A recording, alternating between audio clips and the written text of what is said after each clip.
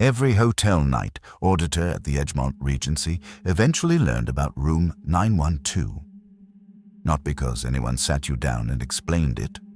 Not because it appeared in the training binder or the standard operating procedures or any documentation filed anywhere on the property. You found it yourself in the system during a routine check. A room that shouldn't have been occupied, generating charges that shouldn't have existed, with a wake-up call placed every night at 3:17 a.m. to a guest who had no check-in year and no check-out date. And every night, the call was answered. And every day, the room was cleaned. And nobody, not management, not housekeeping, not security, would tell you anything except that it processed clean. You learned about room 912 the way you learn about a load-bearing wall, by working around it long enough to realize the building was built around it. Not adapted, built, not modified to accommodate it, designed from the foundation up to contain it. I worked night audit at the Edgemont for about 14 months, maybe 15. The dates get soft when your schedule flips. You stop tracking days of the week and start tracking which reports are due, which folios need to roll, which rate codes expire at the end of the month. Time becomes administrative. You become administrative. That's the kind of person the job selects for. I used to think I chose night audit.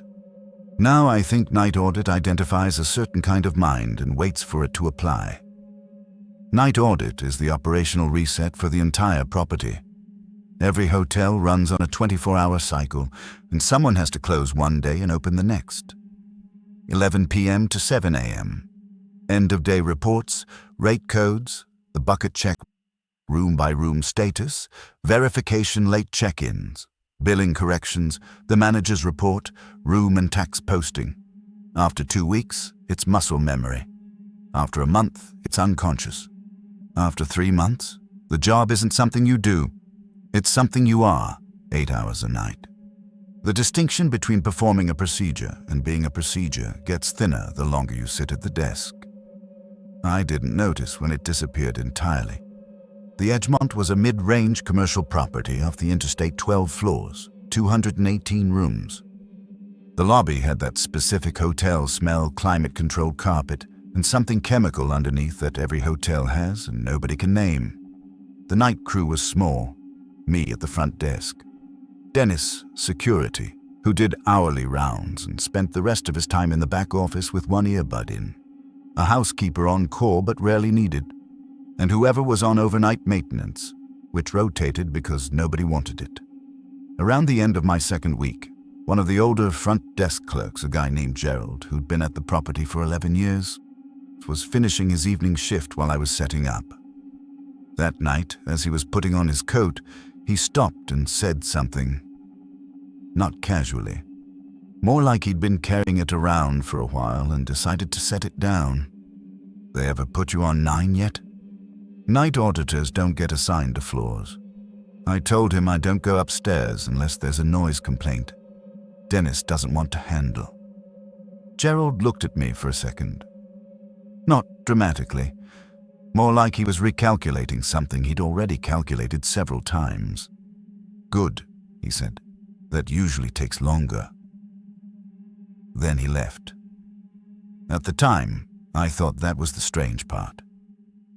The PMS, the property management system, was an old build of opera that hadn't been updated in years. Green on black in some modules. Every night at 2 a.m. I'd initiate end of day, and during the 40-minute cycle I was locked to read-only. So I'd do the bucket check on paper printout of every room, status, guest name, rate, expected departure. 218 lines. Highlighter for anything off. Third week, bucket check, 9th floor. Room 901 through 911, nothing unusual. Room 912, occupied, clean, rate code, COMP-HOLD. I'd never seen that rate code. I knew COMP complimentary, used for management stays. But COMP-HOLD wasn't in any training documentation, and when I checked the rate code table, the master list of every rate type configured in the system, COMP-HOLD was there, not added recently. listed in the same tier as RACK and CORP and GOV, base level, part of the original configuration. Like the system had been built with room 912 already in mind. Every other rate code in the table showed a creation date and configuring user. COMP-HOLD showed neither. The fields weren't null, they weren't blank or errored. They simply weren't present, as if the system had been built after the rate code and the fields had never applied. I checked the reservation. Folio active. Guest name, Kessler.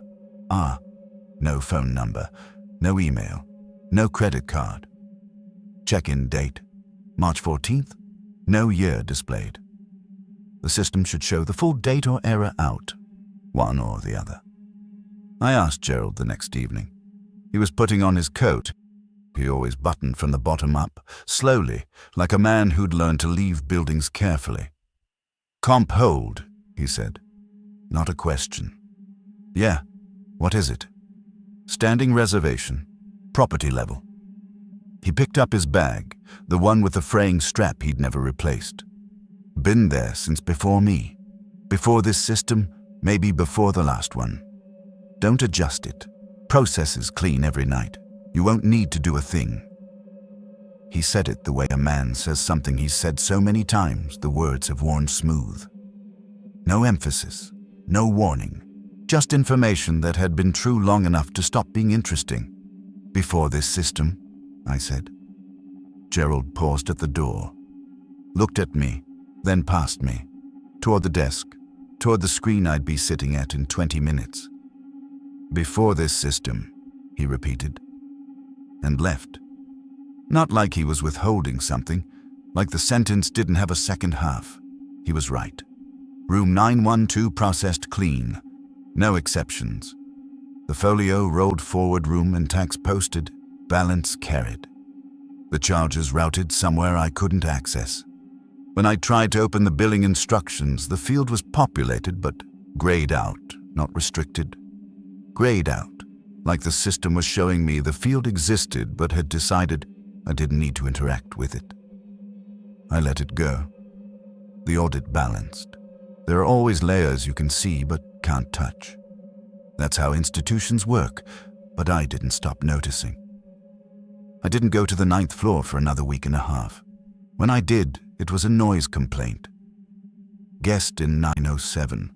Television sound through the wall, 1:40 a.m. Dennis was on his round somewhere below. The elevator opened on 9 and the air was different. Not the temperature, the texture. Hotel hallways have a slight current from the air, handling you feel it on the backs of your hands.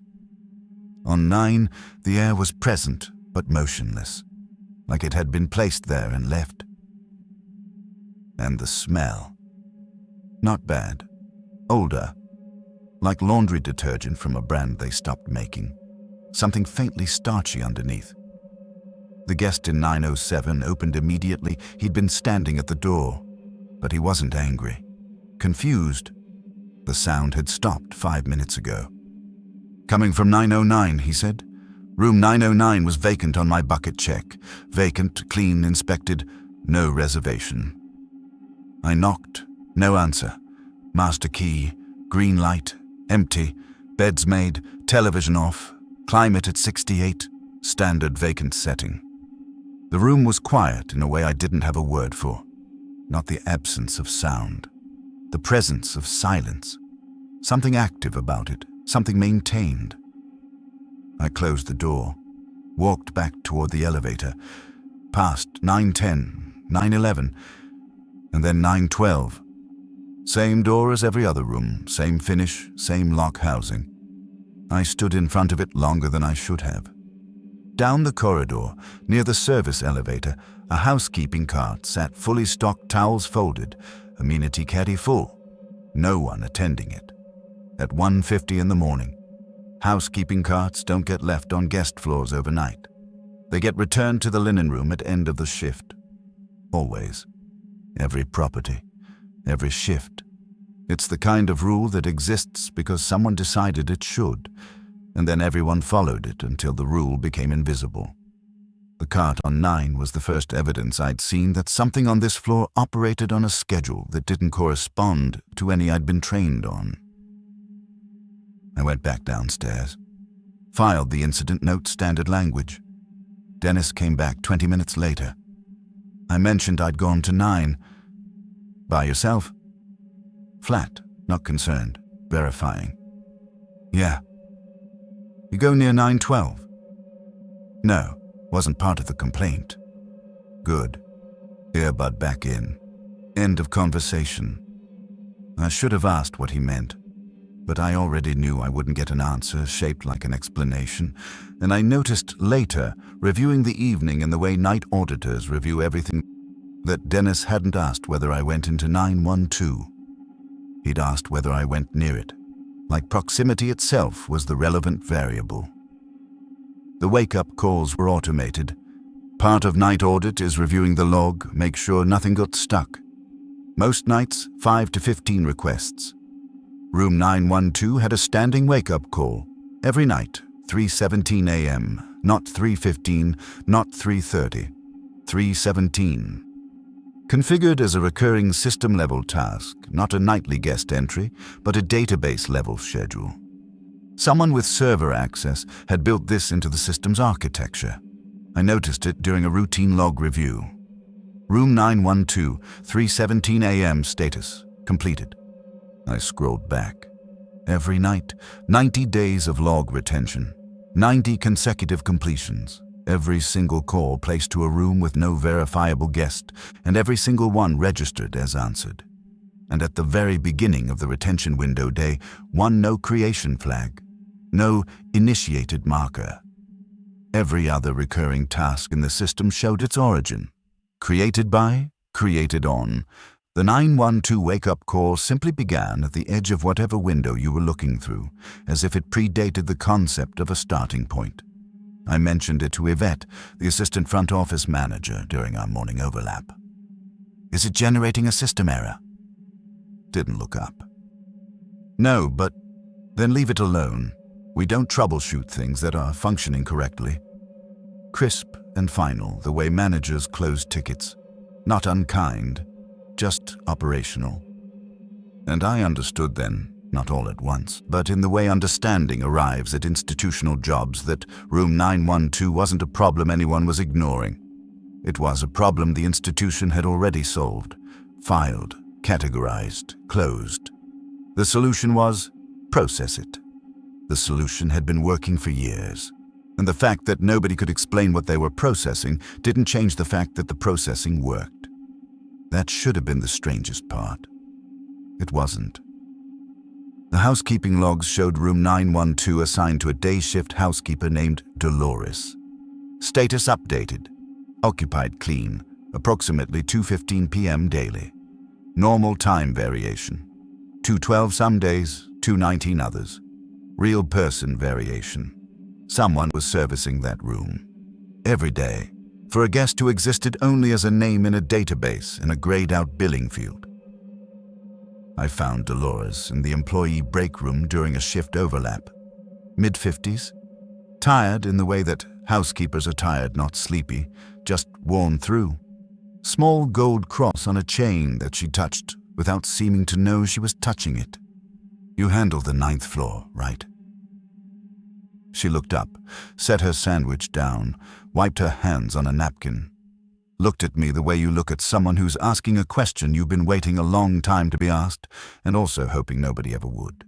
I mark it clean, she said. You mark it clean. Every day, I mark it clean. Do you go in? Dolores picked up her sandwich again, took a bite, chewed slowly, looking at the table, not at me. I went in the first year. Room was always the same.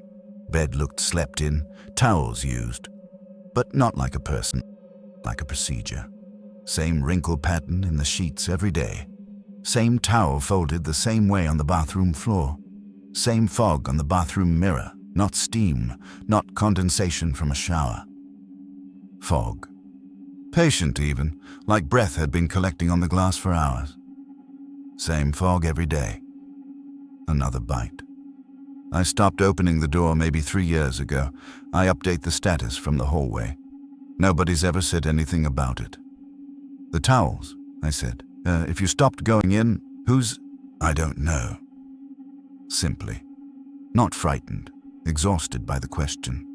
I mark it clean. It shows clean. System's happy. I'm not paid to investigate things the system's already decided about.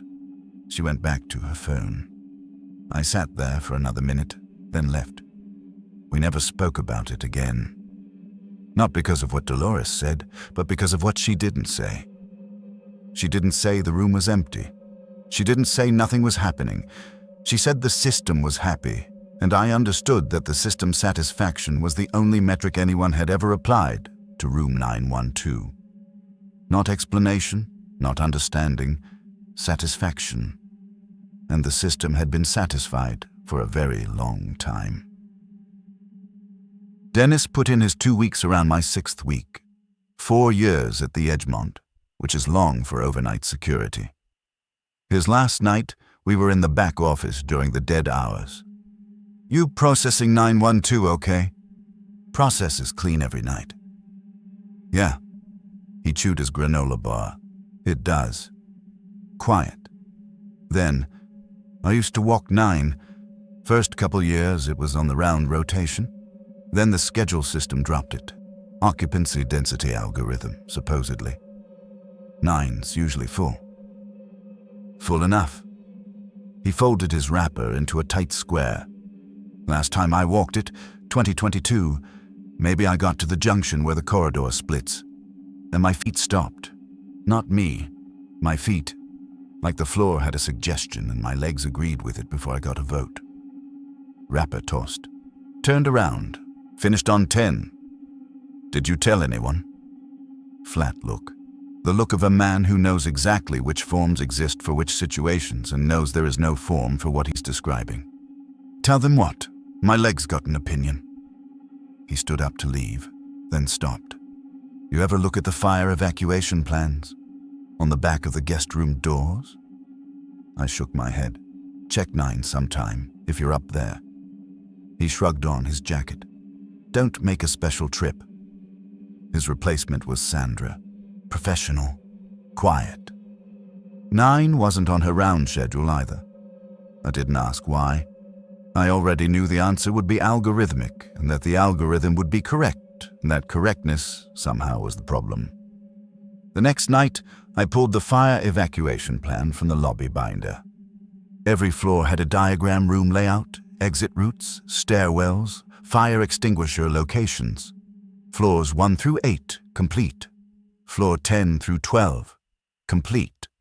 Floor 9 showed rooms 901 through 911. The corridor terminated at 911 on the diagram. No room 912, no notation, no asterisk. The floor plan described an 11-room floor in a building where I had personally stood in front of the 12th door. The building's safety documentation reviewed annually, signed by the fire marshal, described a floor that did not match the building it was filed in. Or the building matched the documentation and the room existed outside of both. Month 8. I was looking for historical rate code documentation in the back office storage room, a windowless space behind the GM's office where the property kept archived paperwork in bankers' boxes. I was trying to find a reference for COMP-HOLD, something with an origin, a memo, a policy change, a configuration request from a revenue manager who no longer worked there. The first box I opened was labeled PMS Migration, 2006. The Edgemont's current Opera installation dated from that year. Inside, migration checklists, data mapping documents, printed screenshots of the old system, a DOS-based PMS called RoomTrack, and, in the migration notes, a flagged entry. Room 912. Reservation data carried forward per standing instruction. Do not modify. Do not assign new folio. Original data preserved. Original data. I opened the next box. RoomTrack Archive, 1998 to 2006. Dot matrix printouts, yellow carbon copies, rate code reports. And there, in a monthly folio summary from April 2001. Room 912. Kessler, R. Comp hold. Balance carried. Status, occupied clean. Same data, same name, different system, different decade. I went deeper. Another box, older, unlabeled. Handwritten guest cards, the kind from before any PMS, when front desk clerks logged everything by hand. Carbon copy registration cards held together with a rubber band that crumbled when I touched it. I spread them on the table. Different handwriting on each card, different clerks, different years. But the room number was always the same. The guest name was always the same. Room 912. Kessler, our standing reservation. No departure. The oldest card I could read clearly was dated November 1979. The Edgemont Regency, opened in 1994. The building was constructed between 1992 and 1994 on the site of a demolished municipal parking structure. Before the parking structure, I'd seen the plaque in the lobby. The lot had been vacant since 1971. I held a guest registration card from 1979 for a room in a hotel that wouldn't exist for another 15 years. The handwriting on that card was steady, unhurried, the penmanship of someone performing a routine task. Whoever wrote it wasn't documenting something unusual. They were processing a check-in for room 912 in a building that didn't exist yet. I put the cards back, closed the box, returned to the desk. The audit needed to run. I had reports to process. And room 912, which had been processing clean since before the building was built, since before the systems were installed, since before the concept of processing existed at this address, was waiting in the bucket check the way it waited every night. I didn't tell anyone. There's no form for discovering that the room is older than the building. There's no escalation path for finding that the guest predates the hotel. And the system, whichever system, the current one or the ones before it or the ones before those, had already decided this was not an issue. The system had been deciding this for longer than I'd been alive. Something started happening that I didn't notice for a while because it was small. During the bucket check, I'd started spending longer on 912's folio. Not because there was more to check, but I'd open the reservation details, read the fields. Kessler, R. March 14th, COMP-HOLD. King Standard, non-smoking. Preferences, late checkout, every night, like checking a patient's chart. Like the data might change if I looked at it often enough, or like the data needed to be read to remain stable, like observation was part of the maintenance. Then I started finding things I'd written. A scratch note on my desk pad, numbers, arrows, margin calculations, and in the corner, in my handwriting, 912. Just the number, no context. I didn't remember writing it. My hand had produced it the way you doodle a word you've been thinking about without deciding to think about it. 2 days later, filling out an incident report for a plumbing issue on 6. In the room number field, I'd written 912, caught it before filing, crossed it out, wrote 614, stared at the crossed out number, then the access logs. I checked them on a whim, my own login activity, sorted by timestamp. On a typical night, I accessed the 912 folio once during the bucket check around 2:30 a.m., but the logs showed additional accesses I didn't remember making. 244, 251, 303, 309, 314. 5 additional views, each one closer to 317 than the last. A pattern of increasing frequency, like a countdown performed by my hands while my conscious mind was running the audit. I checked the previous week. Same pattern, every night. I had been opening Kessler's folio in a tightening spiral around 3:17 a.m. without any memory of doing so. My access log described a ritual I didn't know I was performing. I understood the logic. Processing 912 every night, intrusive recall, cognitive priming, operational. I understood the logic perfectly. That was the part that should have concerned me. One morning, home after my shift, I found my bathroom towel folded on the floor beside the tub. Hotel trifold, amenity side up, the Edgemont standard. I live alone. I must have done it myself. I stood in the doorway looking at the towel the way you look at your own handwriting in a note you don't remember writing. My hands knew the fold. My hands had decided the fold was correct, and the fold was correct. That was the problem. It was operationally, procedurally correct. In my apartment, in my own bathroom, the procedure had followed me home, and it hadn't asked permission because procedures don't ask. They propagate. The elevator started doing something, twice a week maybe. I'd be deep in the audit and hear the chime. Standard recall cycle. But the floor indicator would show 9. The elevator would sit doors closed for exactly the duration of a floor service interval, the same window the system allocates for housekeeping access. Then descend back to the lobby. Not the behavior of an idle car. The behavior of a car servicing a call, picking someone up or dropping someone off on a floor where no one had pressed the button. Elevator recall brings cars down from wherever they are. It doesn't send them up first. There's no operational reason for an idle elevator to travel to 9 at 2 a.m. I watched it happen 3 times before I stopped watching. Elevators have diagnostic cycles. That's what I told myself. It was plausible enough that I didn't need to tell myself twice. Night audit is a timing job. You internalize the building's rhythms, the HVAC, the elevator recalls, the ice machine compressors. And at 3:17 a.m. every night, something shifted. Not a sound, not a visible event. The air pressure in the lobby changed for 30 seconds, like the building's mechanical systems paused to take a breath.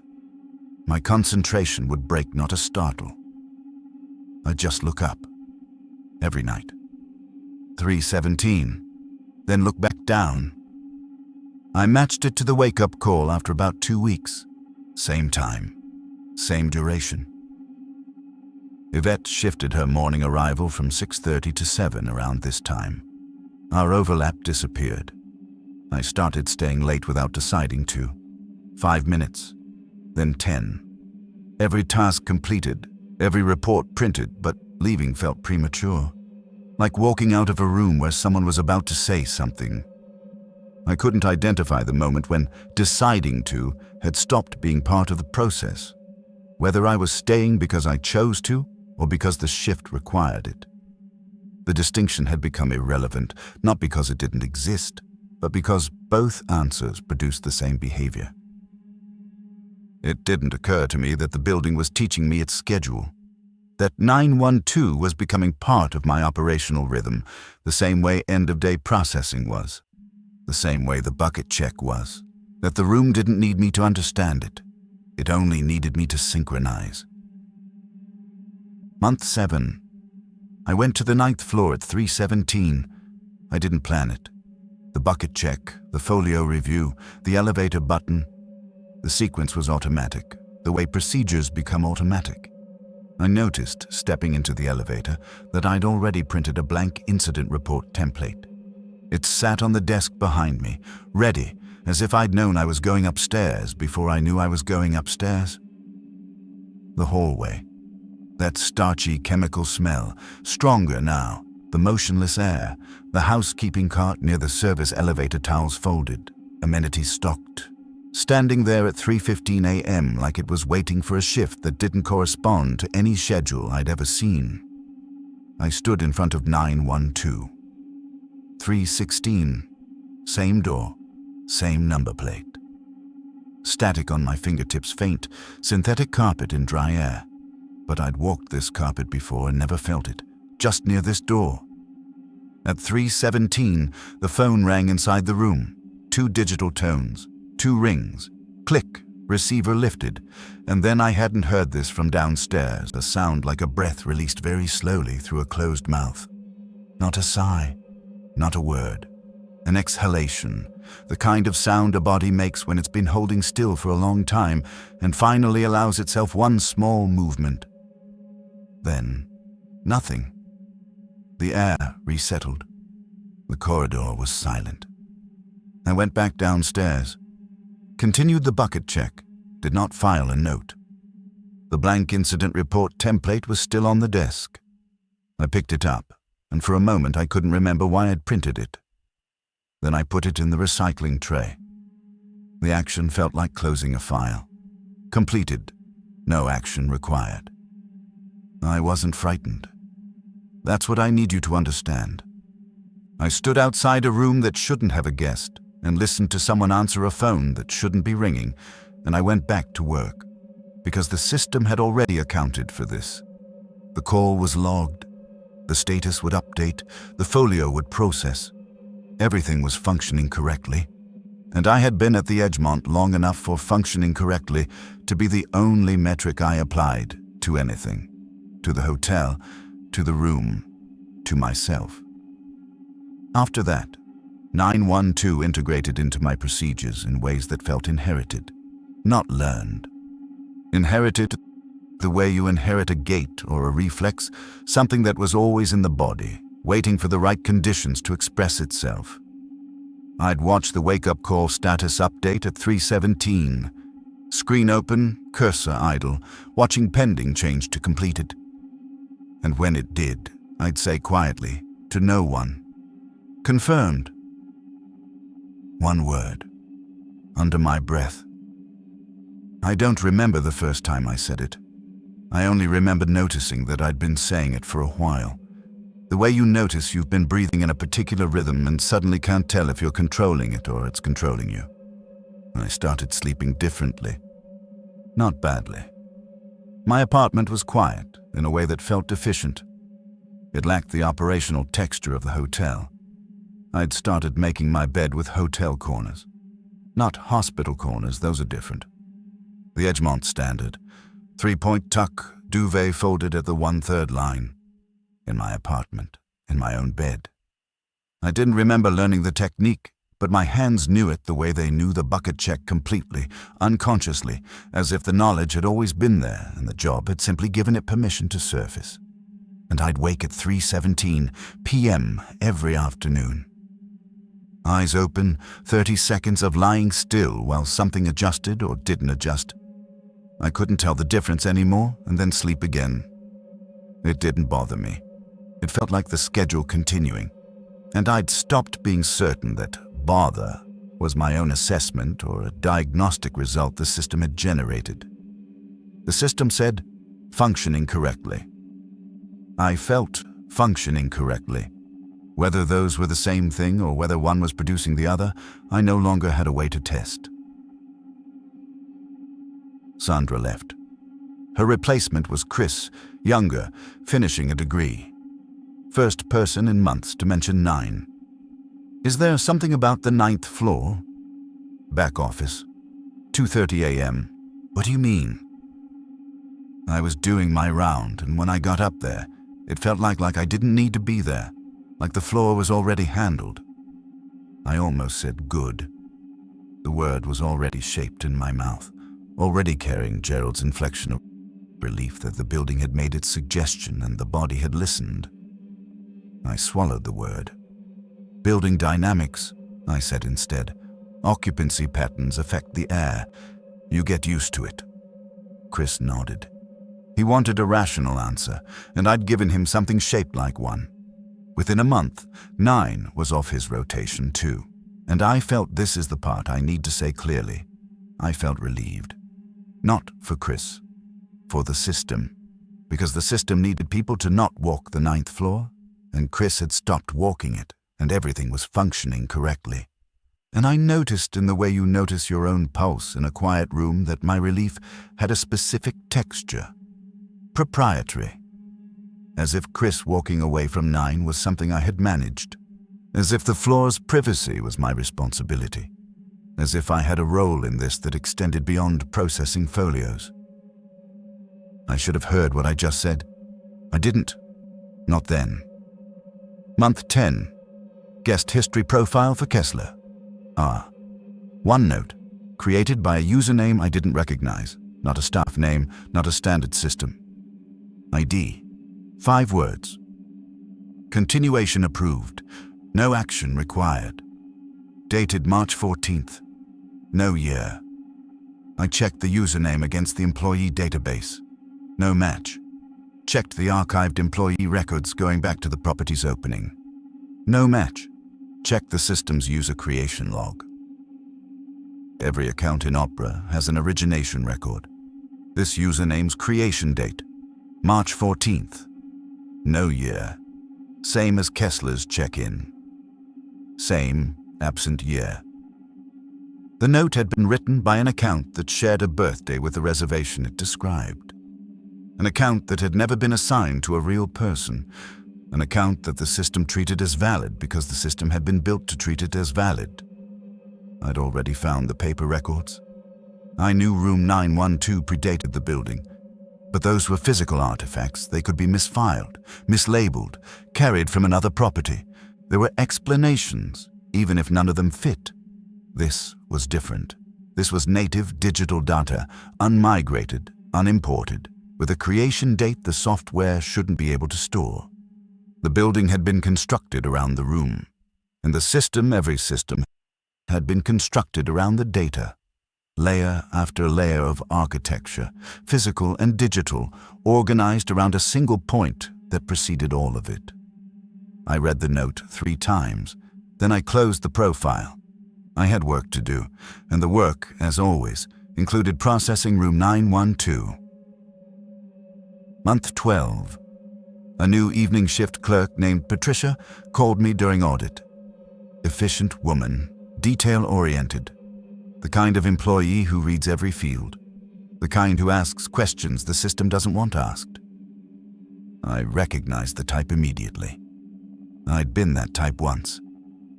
I could feel the distance between who I'd been and who I was now, measured not in months but in procedures completed, folios processed, confirmations spoken under my breath at 3:17 a.m.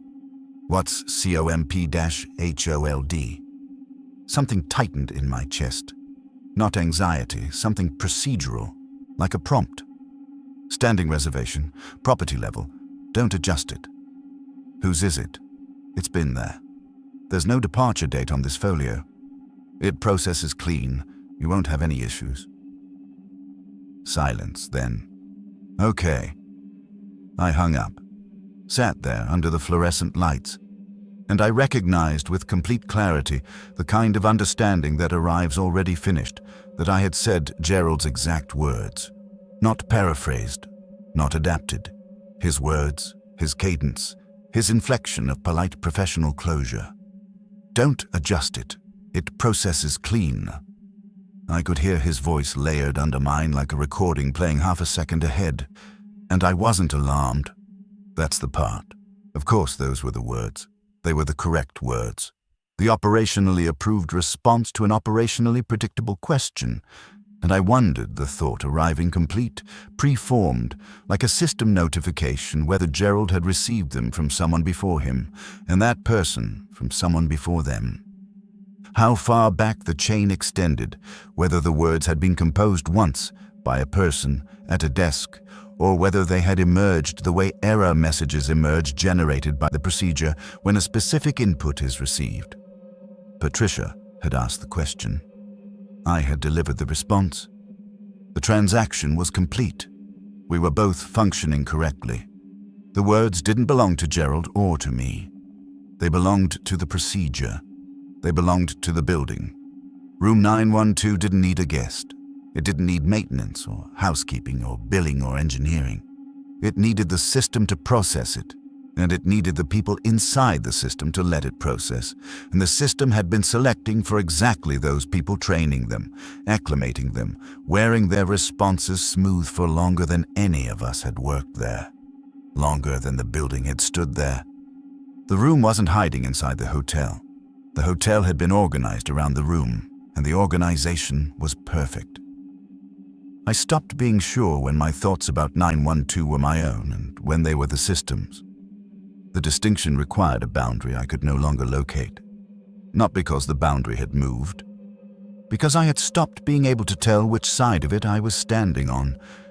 I processed 912 the way I processed every other room, and that was the horror.